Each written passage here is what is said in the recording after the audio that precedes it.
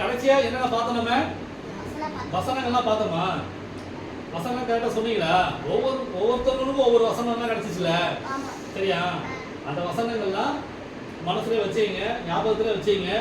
உங்களுடைய தனிப்பட்ட ஜபத்துல அந்த வசனங்கள்லாம் அறிக்கை செஞ்சு ஜெபம் பண்ணுங்க, சரிங்களா? வசனம் ஞாபகம் இருக்கா? வசனம் உனக்கு என்ன வசனம் வந்துச்சு?